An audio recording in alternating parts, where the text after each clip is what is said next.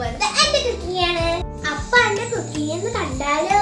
ഉണ്ടാക്കുന്നത് തട്ടുകടയെ green peas റെസിപ്പിയാണ്. ഞാൻ ആദ്യം ചെയ്യുന്നത് കട്ടിംഗ് ആണ്. അതിനായി എടുത്തേക്കുന്നത് 2 പച്ചമുളക്, 2 ഉള്ളി, 1 ക്യാരറ്റ്. പണി സ്റ്റാർട്ട് ചെയ്താലോ? ഇത് ഞാൻ ഫസ്റ്റ് കഴിക്കുന്നത് കോഴിക്കോട് ബീച്ചിൽ നിന്നാണ്. അന്ന് മുതൽ എനിക്ക് ഈ റെസിപ്പി നല്ല ഇഷ്ടമാണ്. അങ്ങനെ ഞാൻ ട്രൈ ചെയ്യണമെന്ന് വെച്ച റെസിപ്പിയാണിത്. അമ്മേന്റെ അടുത്ത് ചോദിച്ചിട്ടാണ് ഞാൻ റെസിപ്പി മനസ്സിലാക്കിയത്. പനി അടിച്ച് റെസ്റ്റിലാണ്. അതുകൊണ്ട് ഞാൻ കിച്ചൺ ഡ്യൂട്ടി ഏറ്റെടുത്തു. ഈ അവസരത്തിൽ എൻ്റെ ഫേവറേറ്റ് റെസിപ്പി ചെയ്യാന്ന് വെച്ചു. ഉള്ളിയും ക്യാരറ്റും ഞാൻ നീളത്തിലാണ് കട്ട് ചെയ്യുന്നത്. നിങ്ങൾക്ക് നിങ്ങളെ ഇഷ്ടം പോലെ കട്ട് ചെയ്യും. കട്ടിങ് കഴിഞ്ഞ് നമുക്ക് കുക്കിംഗ് ചെയ്താലോ? ഗ്യാസ് കത്തിച്ചത് അമ്മയാണ്. പണി വളരെ പെട്ടെന്നായിരിക്കണം, കാരണം അനിയൻ സ്കൂൾ വിട്ട് വന്നിട്ടുണ്ട്. ചൂടാകുമ്പോ എണ്ണ ഒഴിക്കാം.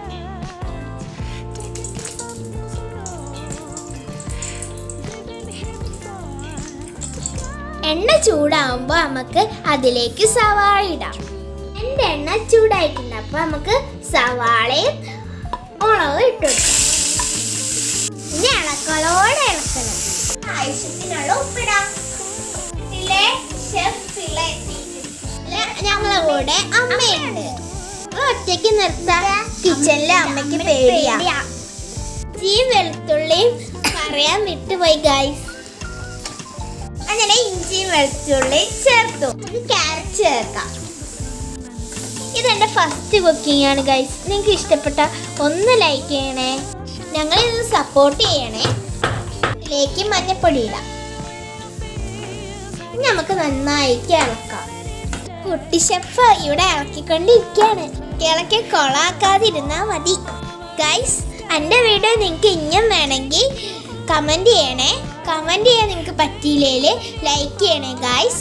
3 മുട്ട അടിച്ചെടുത്തിട്ടുണ്ട്. ഏറ്റവും ഒരു സൈഡിലോട്ടാക്കിയിട്ട് നമുക്ക് മുട്ട പൊട്ടിച്ചത് ഒഴിച്ചെടുക്കാം.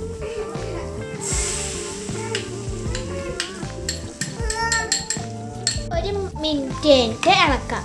അതുവരെ നമുക്ക് വെയിറ്റ് ചെയ്യാം. ആ കുട്ടി ഷെഫിന് തീരെ വെയിറ്റ് ചെയ്യാൻ വയ്യ. ഇനി നമുക്ക് ഇളക്കാം. മുട്ട ചിക്കി നമുക്ക് രണ്ടുപേടി മിക്സ് ചെയ്യാം. ഇനി നമുക്ക് ഇതിലേക്ക് മസാലകൾ ചേർക്കാം. നമുക്ക് കുരുമുളക് പൊടി ചേർക്കാം. മസാലപ്പൊടി ഇടാം. ഇതിലേക്ക് നമുക്ക് ചിക്കൻ മസാല ചേർക്കാം. പൊടികളെല്ലാം ചേർത്ത് കഴിഞ്ഞു ഗ്രീൻ പീസ് ഇടാം. ഇതിനും കൂടുതലുണ്ടായിരുന്നു. ഗ്രീൻ പീസ് ഇതിനെ കൂടുതലുണ്ടായിരുന്നു. നമ്മളെ കുട്ടി ഷെഫ് തിന്നതാ. അടുത്ത പരിപാടി മിക്സിംഗ് ആണ്. ഉപ്പിട്ടാണ് ഞാൻ ഗ്രീൻ പീസ് വേവിച്ചത്. അതുകൊണ്ട് എനിക്ക് ഉപ്പ് കറക്റ്റാണ്. നമുക്ക് ഇത്തിരി കാലിയാപ്പില ഇടാം. അങ്ങനെ കുക്കിംഗ് പണി കഴിഞ്ഞിരിക്കുന്നു. നമുക്ക് കുറച്ച് അലങ്കാരപ്പണികൾ ചെയ്യാം. മുകളിൽ കുറച്ച് മല്ലിയിലയും സവാളയും. ഇത് ഫുള്ള് ഇടണോ? നാരങ്ങ നീര് പിരിഞ്ഞു കൊടുക്കാം. ഇനി നമുക്ക് ഇതിന്റെ ടേസ്റ്റ് എങ്ങനെയുണ്ടെന്ന് ഞാൻ പറയാം.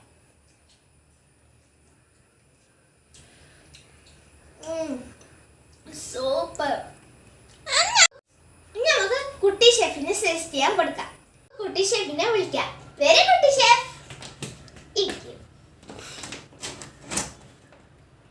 കുട്ടി ഷെഫ് എങ്ങനെയുണ്ടെന്ന് പറയാൻ നോക്കാം. എങ്ങനെയുണ്ട്? ആളെ കൊള്ളാന്ന് പറഞ്ഞിട്ടുണ്ട്.